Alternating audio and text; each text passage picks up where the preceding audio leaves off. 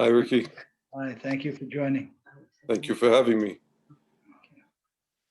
All right, great. So we'll get started. So we began to speak last week in terms of this mystery, so to speak, of Purim, and wanted to just build on it further and begin to grab some of the different pieces and understand them. And I think they're exciting. So let's just start with the surface story. So the surface story, as we know, there's an inept king, person who had no lineage for the job, didn't earn it other than through marriage. Very frightened, very jealous, very insecure. Marries the daughter of the real power and the granddaughter of one of the greatest warriors of ancient time, actually the one who destroyed Jerusalem, and comes into his role as king with little credibility and little plan. And then, of course, the story starts to spin. We have the evil vizier who comes along and identifies one people of probably the tens or maybe hundreds of different groups of people that lived within the 127 city states that this man controls. We have this evil vizier who takes control of the monarchy and goes ahead, identifies one particular set of people, and declares and gets the king's support to completely annihilate Lo Alenu, those people, all in one day. We're going to annihilate them all in one day. And then, of course, as the Disney version would go of this story, the beautiful princess, beautiful queen, pleads and begs her husband to cancel this evil decree and save those who would become to be known as her people. Now, the story on the surface. You want me to close? Just going to mute it. Okay. The story on the surface, and as we all know, is very simple and fairy tale like. But when it gets interesting is when it becomes a rabbinic holiday, one of only two, Purim and Hanukkah. And then when the story goes further, where our rabbis declare in the Yerushalmi Talmud, and it's backed up by Harambam, by Maimonides, who says that at the time of Mashiach, when all of the books that followed the 5 first books of the Torah will be put aside and no longer read, the story of Purim will continue to be read. 1 second. Yoshua, Shoftim, Shmuel, Hosea, Yeshaya, Yirmiyah, some of the greatest prophets of all time, their works will be put aside. And the book of Esther and Mordechai will continue. Pretty strange, pretty surprising. There are opinions that say, no, it goes even further, that Torah Shebe'al Peh, that the oral law may even be put aside, which is not accepted, really, by many. Okay. The story of Purim will perpetuate. The holiday of Purim will perpetuate, because our rabbis also quote the idea that at a certain period of time, most of the holidays, if not all, will go away, but the holiday of Purim will stay. So 1 second. It's a rabbinic holiday. We have biblical holidays like Passover, Sukkot, Shavuot, Rosh Hashanah, Kippur. You want to tell me that, okay, let's not say that those holidays are going to disappear, but they're going to be downgraded, let's say, and Purim is going to stay in its prominence. You want to say that the books of the prophets are going to be downgraded or sort of pushed to the side, and the Megillat Esther will remain on the level of the 5 books of the Hamisha Chumshei Torah. It's a remarkable possibility. And whether it's held by everybody or not, the fact that Harambam and many other of the giants do say that that will be the case, and we'll talk about what that means exactly later on, it means that there's something much more to this seemingly fairy tale. Yes, Sari. Good to have you back, Sari. Can you hear me? Yep. Oh, you can. So like when is this? I missed the beginning. Like, when is this going to happen where like this book is going to continue? Okay, in the time of Mashiach, right? Okay. So there'll be a new world order. There'll be an altogether new world order, and a lot of things will change. And we're going to talk about a number of those changes later on when we circle back to this. One of the things that will not change, will become more prominent, is the story of Purim and the holiday of Purim. So Pesach will become dramatically less prominent. Shavuot, Sukkot, Rosh Hashanah, Kippur will become dramatically less prominent. Some people say overwhelmingly less prominent.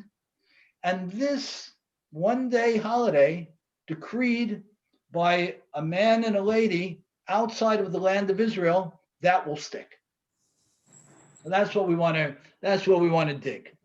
Now, what we said last week was that there are certain core elements in Judaism, certain foundations of how we look at the world and we look at each other and we look at life.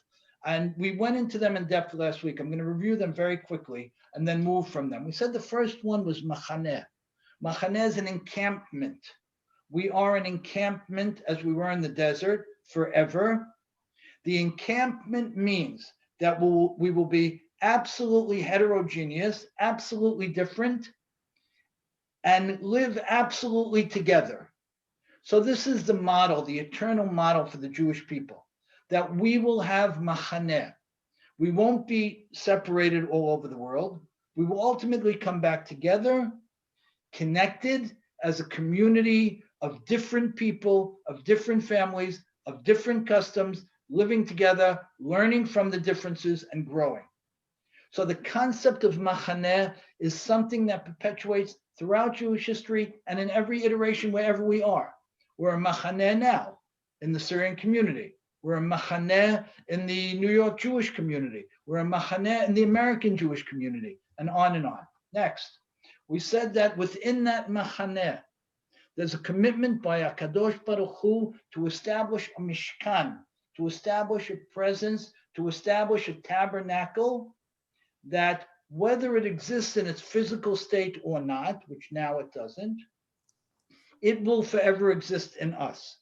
So it started with the Mishkan to the Beit HaMikdash. That was the flow through to come into each of us. That's gone, so it's more distant from us, but it's still here. And then we talked about Moed. Who remembers from last time? And please unmute. How did we describe Moed? How did we describe Moed last time? Who remembers? Anybody? What do you say? Like, Sarah, you touched on it when you listened to the recording. Yeah. like a connection or an opening, like passage, like to God. Is Okay. that what you meant? Very good. Excellent. The Moed is a meeting place in time.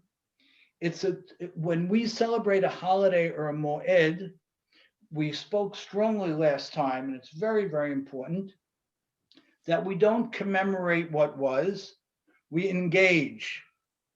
Sarah suggested the term embody. We step into the story, we step into the lives of those people, we become them, we get challenged by what they were challenged by, and we grow as they grew, because like we said, The reason why we have the holidays is not because something happened. Something we needed to have the holidays, and that's why Hashem made that thing happen. In other words, to be clear, we don't have Hanukkah because of the victory of the Hashmonaim. We needed to have a Hanukkah every year until the time of Mashiach, and therefore the Hashmonaim had the victory.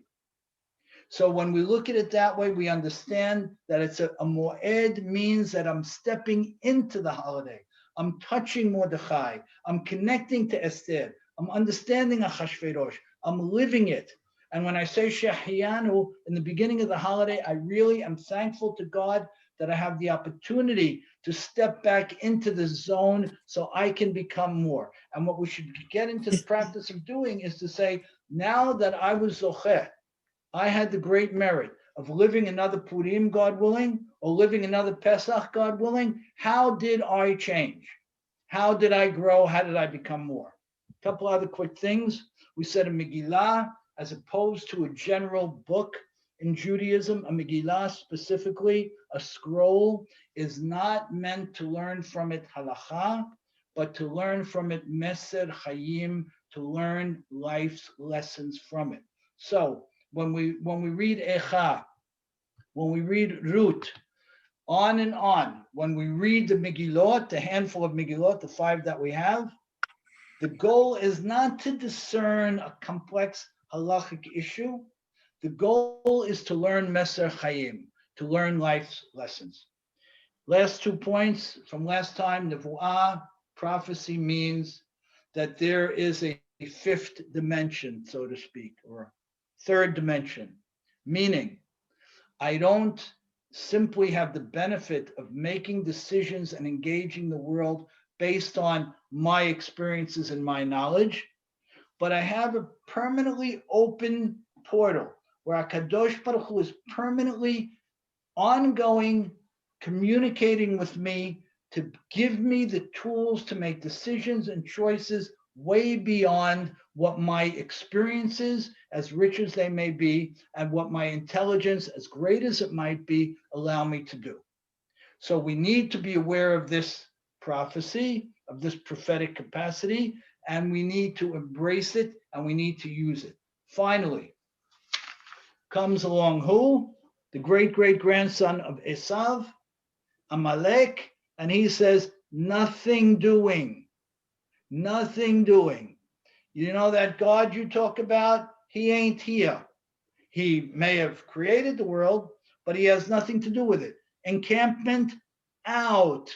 Mishkan, God being part of you, out. Moed, out. Prophecy, out.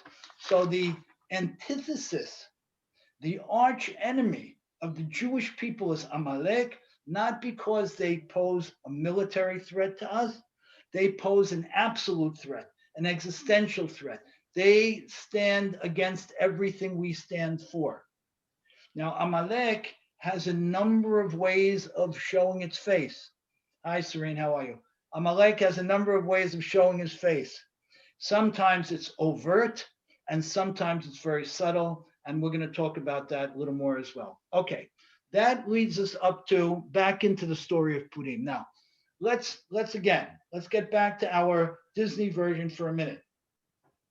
127 city-states that this king controls. An evil vizier who controls him. One man won't bow down to him. Okay, you won't bow down to him. You're going to choose that group of people of all of the different ethnic groups that you have in your kingdom, and you're going to make a decree to destroy all of them, every single one, man, woman, and child, on one day. Unprecedented. It's worse than the Nazis, right? We're going to destroy every remnant in one day, everything. That was the decree. Now, when we're reading this, we say it's real life, right? And we say HaKadosh Baruch Hu allowed this to happen, so to speak, allowed it to happen, so that there would be, let's say, this forever commemoration of it. The question is, why? Why did it happen? And the Megillah seems to make some overt suggestions. What have you guys heard or thought about? What are some of the overt suggestions in the Megillah that tell us or try to tell us what went wrong and why the Jewish people were targeted? Any thoughts? Think about where most of the psukim, most of the verses in the Megillah are focused. Most of the verses are actually, not most, but a large amount of the verses are focused on the beauty contests, the two beauty contests, to bring the first queen and then which brought Esther in, and then the second, and the story of his great parties, 187 days of parties. What would that tip you off? What would be the tip off? Vanity. Vanity, who's that? Hi, Lisa. Hi. Who's vanity? The women. King Akashverosh. Okay, but one second, but okay, good. But we want to understand why the Jewish people specifically and uniquely Assimilation. were targeted. Why, Abe? Assimilation. Assimilation. Fantastic. Tell me, where do you get that? Where do you get that? They were Drinking, mixing together. entertaining with. Well, let's see. Let's see, because assimilation is a strong word, right? So let's see what the hints are in the Megillah to that. What would be the most overt hint in the Megillah to some type of assimilation? What would be the most overt hint? Parties. Huh? The parties? Okay, good. They're at the parties. Okay. They're drinking together. That's They're what I said, what? drinking. Drinking They're together. drinking together, but okay, give me more. We're talking about assimilation. We're talking about something very, very serious here, where Kadosh Baruch Hu, so to speak, is completely enraged. And they forgot their religion. How? So Yeah, they it's true. assimilate. You're right, Flora. But give me an example. Why? Give me a reference. What do you think? Esther didn't tell them what nation she's from. She was completely ambivalent about it. Okay, beautiful. We're going to talk about that in a few minutes, Jeff. We're going to talk about that in a few minutes. Tell me, before you get to that, right? Tell me. Hey, Eli, how are you? Tell me. Hi, Erwin. Tell them I'm Hi. here too. Tell them See I'm you. here. Sandy's here too. Okay, great. So we need to see. So there are a couple of very overt, references or non-references, in fact. One is that this is the only writing in Tanakh, the only one of all the books of Tanakh that never mentions God's name. There isn't another work that's in the canon that does not mention HaKadosh Baruch Hu's name. Shocking. In fact, though, it makes it more overt and more problematic because it mentions the term the king maybe 100 times, but doesn't mention God. So there was this notion of king, there was this notion of great authority, but there wasn't a notion of God collectively. Another interesting general statistic, and that is that this is the only work in the canon, the only work in the Tanakh that doesn't mention Eretz Yisrael at all. Now, it happened outside of the land in Israel. That's okay. Other things have as well. But this is the only book, the only story that never mentions the land of Israel. So in general, we start to get the feeling that there's somewhat of a disconnect here. Then we start to see some other things. We start to see the detail paid to the story of the Mishteh, where terms like kavod and tiferet are used, which take us back to terminology used in Parashat Tzaveh to describe the clothing of the Kohanim, of the high priests. Strong terms. Strong terms that reference us back Now, when do those terms described? In describing what was going on in the party. The Midrash says that Achashverosh dressed in the clothing of Aharon HaKohen. And the Midrash says that he sat on the chair of Shlomo HaMelech, of King Solomon. And the Midrash says that they paraded the kelim of the Beit HaMikdash. Now, we don't know that for certain, but the Midrash is trying to make a point.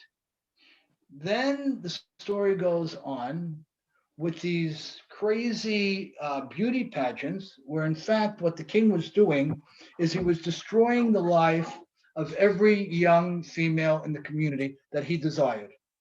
He would spend the night with her and then leave her. And the rabbis write that those women's lives were destroyed.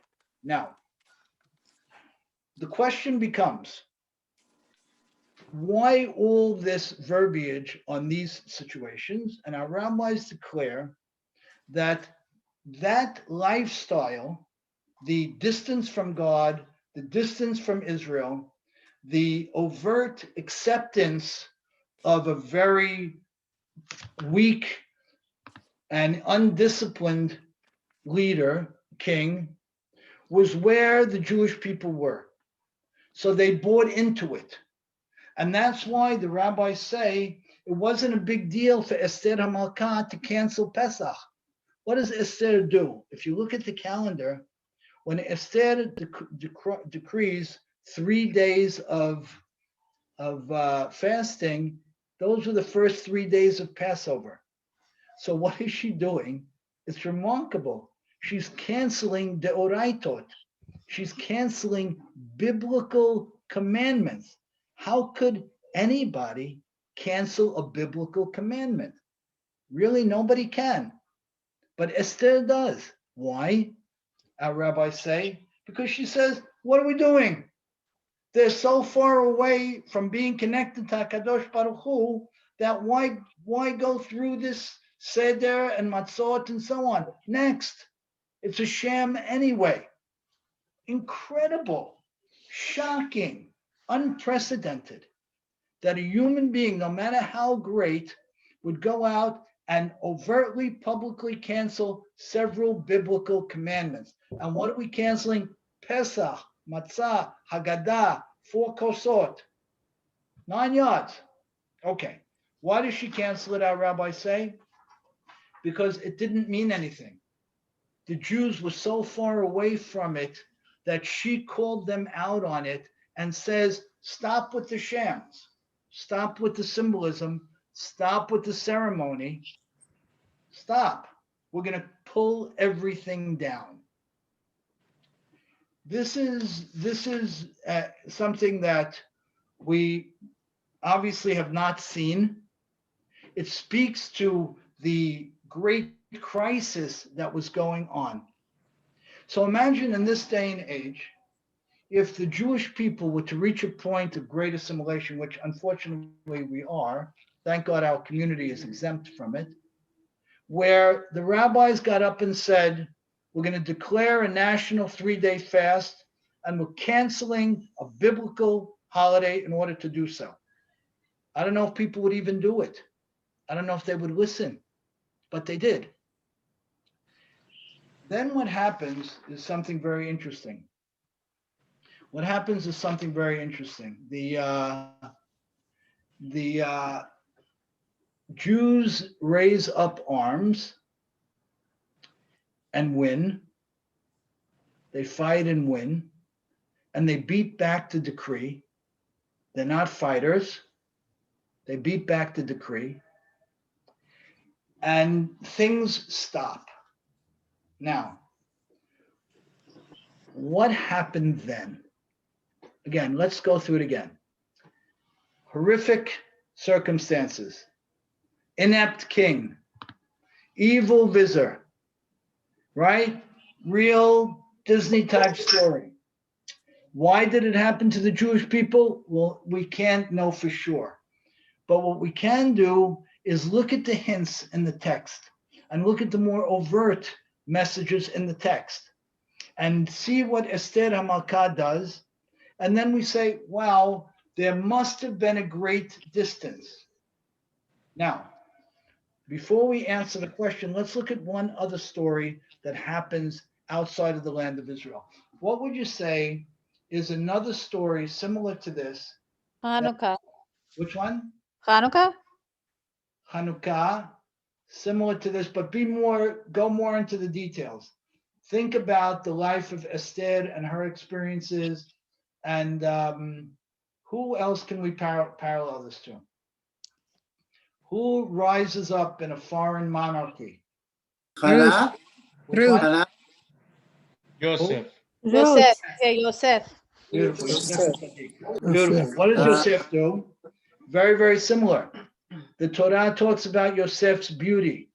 We talk about Esther's beauty. The Torah talks about how Yosef had an opportunity to be saved when he helped two people, right? The two ministers, and they forget about him. But then how does he ultimately get saved?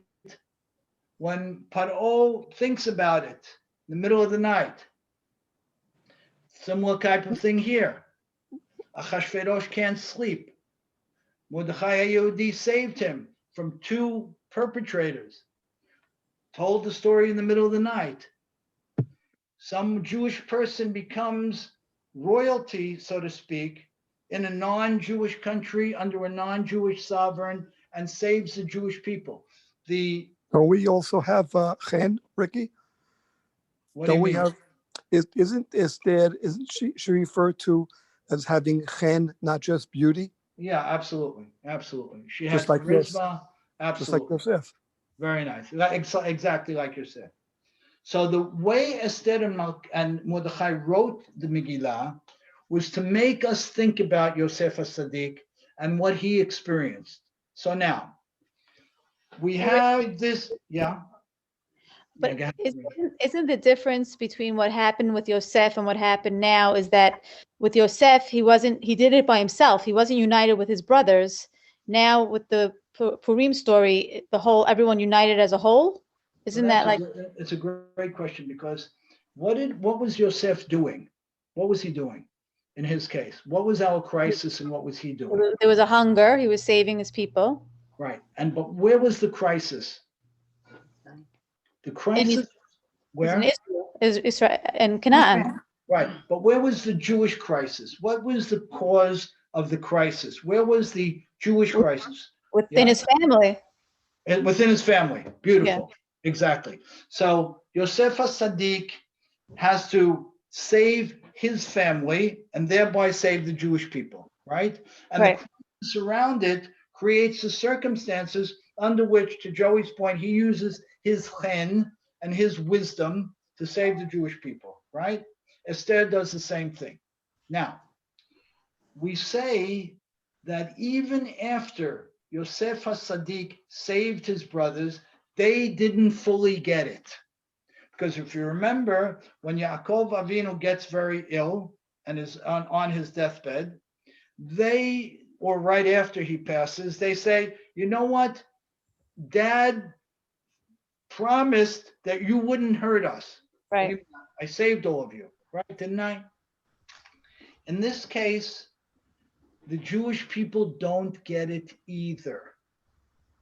Right. After the major victory, where somehow these non-soldiers take on their neighbors who were ready to destroy them and kill them, and don't take any of the wealth from them, but wipe them out, right? Including the vizier and his sons.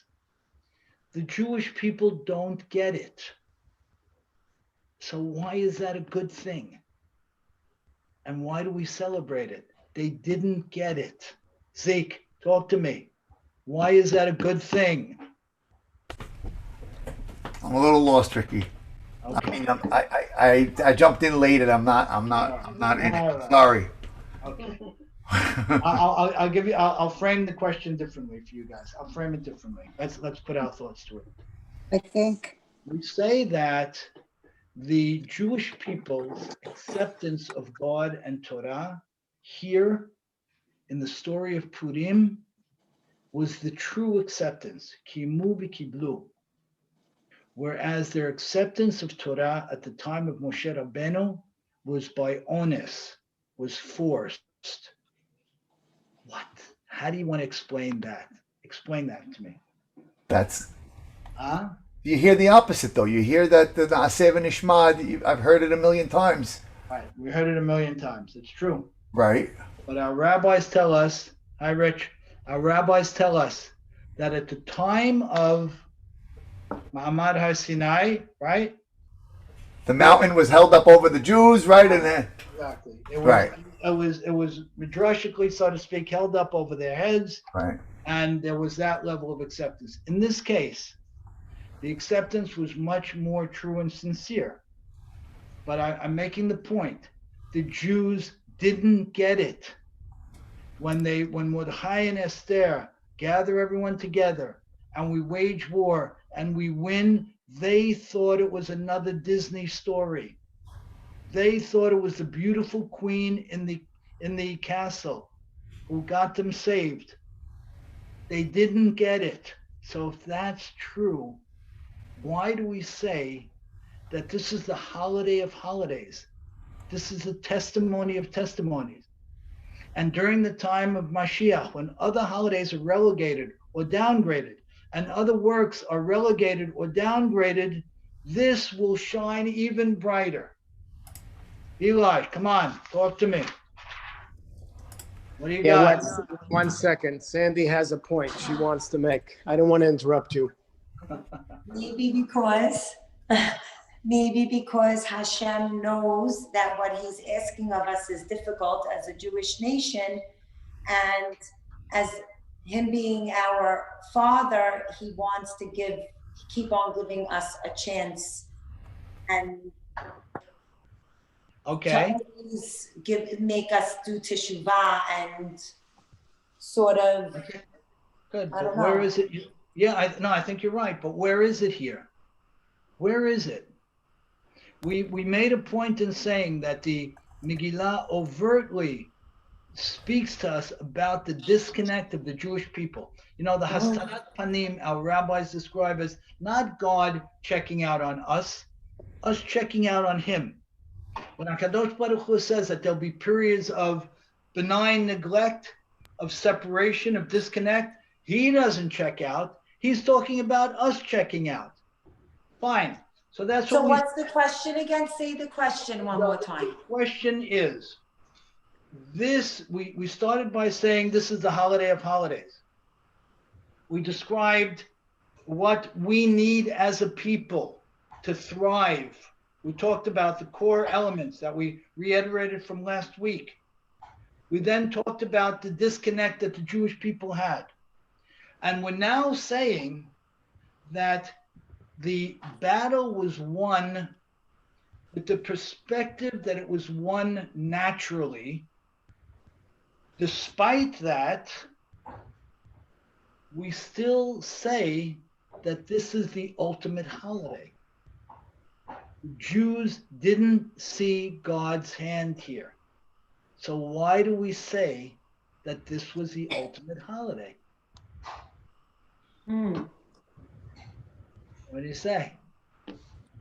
Jen, what do you say? I guess because they accepted that we accepted it without coercion, without on our own. What do you mean? Good, Zeke. Build on it. What are you saying? Was there a turning point after this? Maybe So- because of that, then we went to. Beautiful, Jeanette. Now, what if there wasn't a turning point? What if there wasn't one specific turning point? What would you say? I think that's what God's saying, that we can't keep waiting for miracles and crazy things to happen. We have to just have the way it happened in Purim. It was natural, and like Har Sinai was the opposite. It was, we saw the miracles, we saw everything, and we still didn't believe. Right. Well, so that's so good. So beautiful. Let's build on your point. Har Sinai was shock and awe, right? We used that term a few weeks ago. Har Sinai was shock and awe. And under a shock and awe scenario, you didn't build anything. right? You really didn't build anything because I can't think any other way. I can't make a different decision because I'm overwhelmed by what I see, right? But over here, it took Mordechai and Esther years to teach the Jewish people what happened and to enable them to reclaim what they experienced and to enable them to understand that it wasn't the pretty girl in the palace. There was an evolution here, a distancing, a separation, an emptiness. There was a loss of machaneh, a loss of encampment, a loss of Mishkan, a loss of HaKadosh Baruch Hu's presence within the Jewish people. There was a separation from the idea that we live our Chagim. It's part of us. We become more as a result of it. There was this notion that I engage my world within the limited rubric of my sensibility, exclusive of the concept of Nebu'ah. And how did the rabbis, how did Mordechai and Esther describe it? 187 days of partying, and God's name never mentioned, and the land of Israel never mentioned, and references to the most sacred things that we have being trampled on without anybody doing anything. And it all goes down, and the Jews get saved, and everybody goes back to work. COVID ends, and people didn't get it for a few years to come, or maybe several. And that's the greatness of it. Right. To Shireen's point, that is the greatness of it. Ricky. Because it took time and had to be assimilated and understood and incorporated, and a new relationship, a voluntary one, based on very, very small, so to speak, miracles had to be built. And that's why Purim is great, because this issue will never go away, even at the time of Mashiach. We'll always be stepping a little further away with a loss of connectedness and the intensity and the absolute warmth of relationship with HaKadosh Baruch Hu. And then naturally, hopefully naturally, through day-to-day life, through day-to-day learning, through day-to-day love, through day-to-day family, through day-to-day joy, reclaim the relationship. And that's Kimu V'Kiblu. No miracles here, man. No miracles. By the way, were there miracles in Purim? You better believe they were. But is that the way we saw them? No. And is that why it was great? Yes. Ricky. Yes, Rick. sir. Hi, Rick. So Hi, my thought is like this. If you tell me Sinai was a cram down and this was like Disney-esque, so maybe the herd mentality didn't buy into this program. Like the other thing, 100% have to buy in because it's a cram down. Right.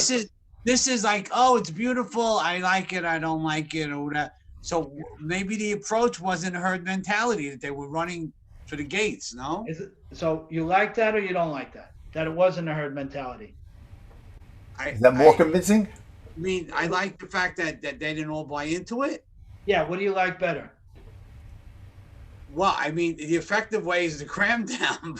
Okay, but to Serene's point, the Disney-esque is when you give people options, then don't expect it to go 100%, no? Right, but the cram down thing didn't work, and that's exactly. But there's also an element of what doesn't kill you makes you stronger in this story in Purim, right? You've got the threat of Haman. Only if I'm aware and alert. Only if I'm aware and alert. Right, but you've got the imminent threat of Haman.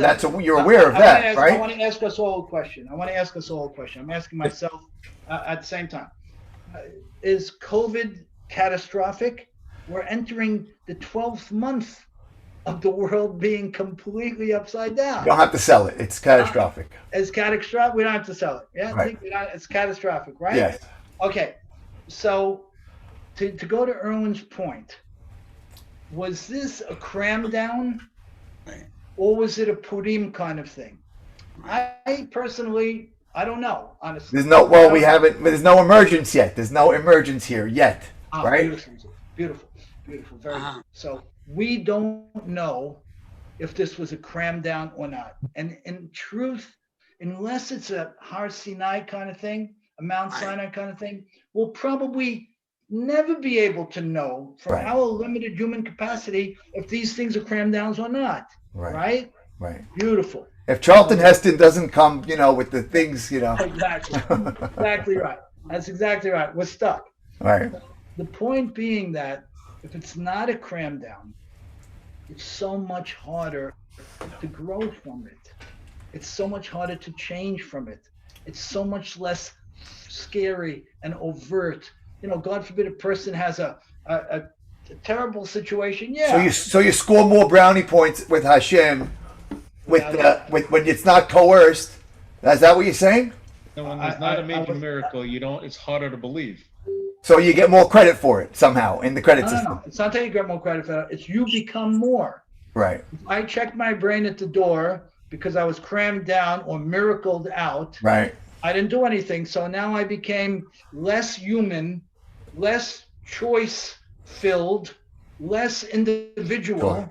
Now, but if I find my way back, if each of us finds our way back, the Purim COVID thing, I don't know what the connection is. I think there's something, because Purim is forever and COVID is the most catastrophic thing that happened to the world in hundreds of years, right?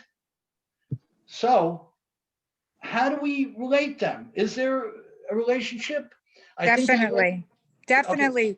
The COVID started last Purim. We are living Purim for 12 months now. We're all wearing masks. We are all wearing masks. That's great. Lisa, that's a great one. That's a great one. I like that. So look, Hashem is telling us something. It was last Purim, it's this Purim. Okay. And it's even bigger test because it's Erev Shabbat this year. Right. So I want to hear your take on it. Do you celebrate it on Friday? And I heard in Israel that they celebrated Shaloshim, the Shalosha, that they celebrate Friday. They do Matanot Evyonim, and they give the Mishloach Manot. They have Shabbat meal. Friday night, they do a little something special Friday night, and they celebrate Seudah Purim on Sunday. Right. Yeah. So that's what is it called? Shalosha. What is it called? It's Purim Meshulash. It's Meshulash. a 3-day Purim. Right. What's your take on it? No. We did it. That's the halacha. I don't know that if they're doing it this year or not, but that's what's done. That's what's done when it falls on Shabbat. So do you do that here in New York, in Brooklyn? No, we don't. No, we don't. Only Eretz Yisrael. Right. We're going to talk about what we do here in a little while because David. Okay. So not to run off in a spooky, simplistic direction. That's not what our forum is about. But I think Erwin's terminology of a cram down is a very memorable and appropriate terminology. And the lack of a cram down is exactly what Purim is. It's overt, it's very real, it's totally compromising, it's absolutely threatening, but there's enough of a natural evolution in it to be able to read God out of it. And therefore, it's the greatest thing that can happen to us because there's enough in it. There's enough uncertainty in it. There's enough lack of absoluteness in it to read God out of it or less in it. Then that's why it presents the great opportunity for growth. And as somebody just said, there is an absolute connectedness between Purim and Yom Kippur. So let's take one more step. We understand that the optimum is the non-crammed down approach. Now, if that's true, in this general case, this national case, it's certainly true on a personal level, the non-crammed down approach. What the non-crammed down approach offers us is the idea that a super heightened sensitivity to life and its experiences is a great place to be and to live. And it doesn't mean that I say everything in God's hands. It's not true. And when people say things like that, I shiver, I shake. It's not true. Everything is not in God's hands. If everything was in God's hands, we'd have nothing to do. Everything is in our hands in partnership with God. And that's what he wants. And that's what he's looking for. So when we have a more subtle, in your face relationship with God, we have immeasurable opportunities to build. And if that's the message of Purim, then there's no more important message than that. Because when you have that message, you have all the core elements.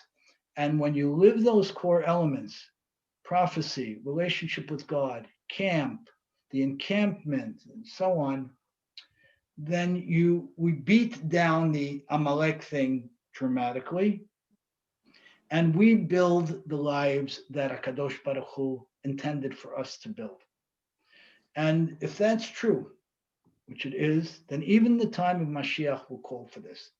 And that's the biggest shock of all, that when Pesach becomes less important, because those messages have been learned, and we've celebrated that Moed enough as a people through enough hundreds of years and millions of iterations to say that we got that message, and we did the same thing with Sukkot, we still will be needing of the idea of how we connect to God when he's just speaking softly.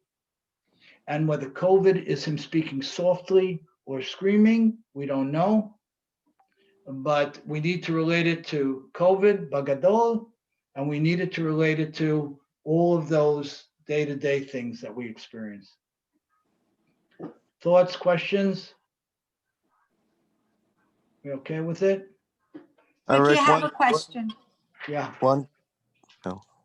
Yeah, go ahead. I just wanted to ask you, so would you say that when we, as a nation, as a Jewish nation, as we go further away from Hashem, that time in the Torah is more important? Like, because we need each other, because we have to reflect, we have to understand that Hashem is part of our lives? Like, in other words, here in now Purim, they lost touch with the connection with Hashem. So now that's such an important holiday. It is such an important holiday because of that. Yeah. Like, I think to your point, Jeanette, exactly. What am I doing here? I think to your point is how, and I'm not saying you, I'm saying me. How has my connection to God become lessened? Or alternatively, how should my connection to God become more? But we want to look at it collectively as a people, and we want to look at it individually, and we want to look at it from a familial perspective as well. You know, let's think about it for a minute. Yeah, as parents and grandparents, what do we do overtly with a plan to build our children's love of God or their awareness of God? We work hard as parents and grandparents to build their love for us and our love for them. We work hard to build our love for our spouses and their love for us, right? These are overt things. Love is not a dormant thing. Love is an energy. It's a force. It needs to be nurtured. It needs to be grown. It needs to be guided with a plan. So to your point, Jeanette, and you're building on the idea of engaging and stepping into the holiday personally, and that's exactly what we want to do. I don't know, maybe it's important to think about a family plan to build a greater love of God. We certainly have a family plan to be able to pay our bills and to be able to go on vacation and to be able to decorate the home and all those kind of things, which also have wonderful value and importance. But maybe as leaders, you know, we're becoming, we're a few generations here, but some of us are quickly becoming the matriarchs and patriarchs of our families. And that means that what we stand for will set a tone and will be an imprint for decades to come and maybe more.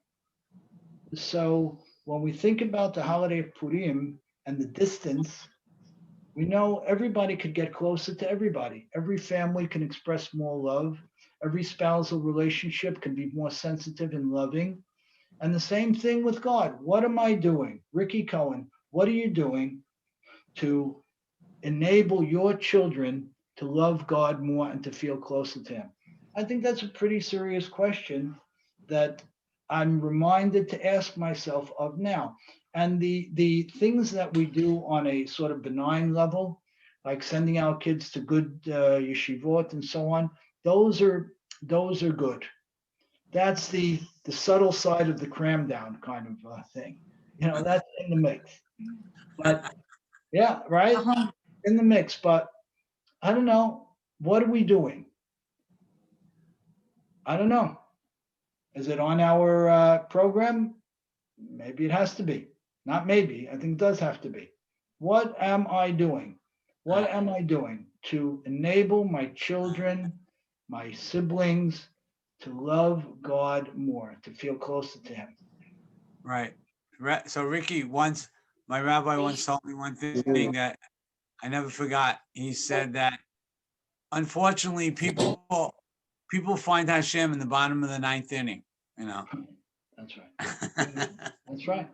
Yeah. The bottom of the ninth is the cram down. That's right? the cram. That's the cram down. You're absolutely right. The bottom of the ninth is the cram down. So we're thank God in the fifth or sixth inning, God willing, right? Right. Whatever we are, where we don't have a Hashverosh, we don't have a Haman. All we have is natural disdain. All we have is hastarat panim, is subtle separation. That's all we have. And there's nothing overtly threatening about it. It's just very subtle in its insidiousness. It's very subtle. And that's why it's such a great challenge and opportunity. There's a great opportunity here to build more, to build closer.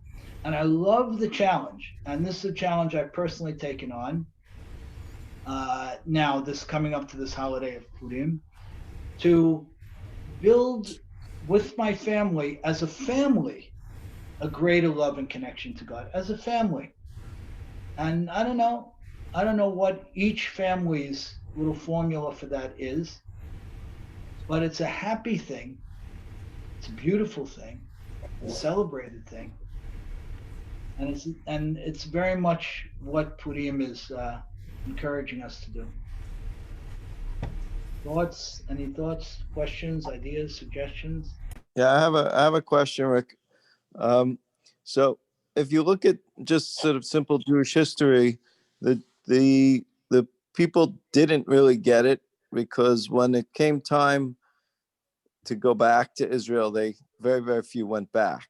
Right. So to a certain degree, they didn't succeed all that well in that effort. So I guess my question is there anything we can learn about how they sort of disseminated what they experienced down to the bigger community, and maybe learn from it and be better or smarter? Because nobody went back when they had the opportunity to go back. So something got lost in the translation over the generations. Yeah, it's a fantastic point. I think there are three core elements. And I think in our positions, to your point and question, we can chase and build two of the three. And I know you as an individual, Jeff, and a number of people on this class have done that in their lives. We hold there are three underpinnings. There's Eretz Yisrael, Am Yisrael, and Torat Yisrael. Those are the three underpinnings. The people of Israel and the Torah of Israel. Now, we live here. Rightly or wrongly, we live here. The reality is we have the greatest challenge in living here, and that we have maybe the most beautiful community in the world, if not certainly one of the most beautiful communities in the world. So there's a lot to walk away from, should somebody consider that. But at the same time, we can build 2 out of 3. We can build Machaneh or Am, the people of Israel, within our own community primarily, which is where our overwhelming focus should be. And we can build Torat Yisrael. And I think if we can say that, we can stand before Borei Olam after 120 years and say, look, yes, I couldn't pull off all 3. It's true. I loved my family too much. I loved my community too much. My community infrastructure of sensitivity and caring meant too much to me. True, I couldn't break away from that. But look what I did in terms of building Torah and building the fabric of my community members, of teaching them to know more Torah, to do more chesed, to be more sensitive, to be more creative. I think if we can claim those 2, then I think we're living the obligation, we're living the possibility. I hope, Great. is that answering your? Yeah. Great. Yeah, I hear. Great approach. Yeah. Any other thoughts? Sarah wants to get it. Right. Close. Great. Well, I want to take this opportunity to thank everybody, because I have to tell you, I was telling Jamie, my wife, that this our gathering, our Zoom gathering, is something I look forward to immensely and immeasurably. And it's enriched my life beyond words. So I want to thank you all very much. And inshallah, we continue and we grow and we learn and we challenge. And what we're going to do one more class on Purim next week. I want to also just open up the possibility, if people have thoughts and ideas that they want to do a class about, send them, love to do that. We're basing it in the context of Chumash, but we're going to take the opportunities like we did with Tu B'Shvat and Purim and so on to share other ideas. So it's great to feel this much connection and warmth and happiness over a computer screen. So we've achieved something beautiful, and we're learning and we're sharing, and thank you all. Thank you, Carol. Thank you. Thank you, Ricky. Chazak Baruch. Thank you so much. Chazak Baruch, Ricky. Thank you, Ricky. Thank you all. Thank you, Ricky. Thank you. David, you had a No, because it's on Friday, and you don't have Shabbat is coming, like a few hours later. So how do you have a seudah? I can't see having a seudah with Shabbat. Right. Shul's over figure like 5:30. I can't see. Yeah. Having a I'll tell seudah. you what we do. I'll tell you what we do. What we do is we have the seudah early. What time? Try to have it as close to Hatzot Hayom as possible. So some people are having it before noon, which is hard. Okay.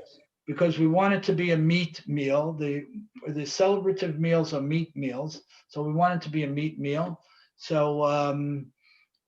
the ideal is to have it as early as possible, so that we fulfill the obligation of having the seudah with bread and with meat and wine.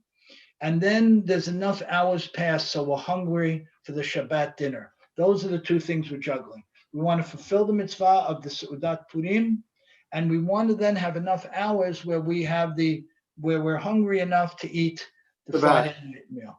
So the idea is to try to have it as early as possible. Could I leave out the meat thing? Because I can't have meat in the morning. I'm with you. Well, I would do this. How's chicken? How do you feel about chicken at 9:30 in the morning? So I would do this. I would go around 12:31 and do the best you can. Try to be around Chatzot, which is midday, 12:30, 1 o'clock. And you don't have to have, this kind of thing, but have a little bit of meat, a little bit of chicken, a little bit of Maza. Yeah, I could do Yeah, that's a good idea. Yeah, Maza does. Do Maza. Yeah, tell him I'm gonna do Maza at noon. Ricky, Yeah. like I was having brunch. I was serving like dairy and lox, and I mean, I like that better. Yeah, so I love the dairy idea.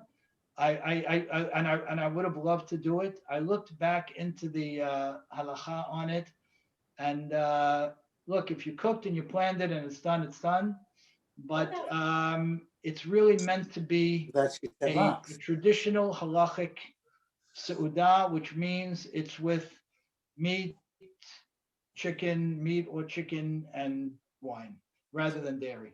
So because it's on Friday, I know a number of people who are going the dairy route. It's just not it's not ideal.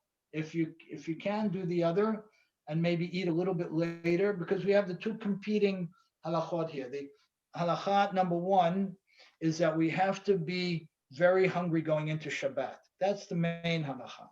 Halacha number two is we have to have this festive seudat Purim. So to balance them, we want to go as early as we can, so there's enough hours, and we want to try and have the classic seudah if we can, if you can. My Jerry one summer Shabbat afternoon made a fabulous meat meal with a lot of salads, like. I'll give you the menu, Sari. I'll share my. No, literally, it was meat and it was light. It was a great balance. So that's something you might consider. Great. All right. Thanks so much, everybody. Thank you. Thanks, Ricky. Bye-bye. Bye. Thank you.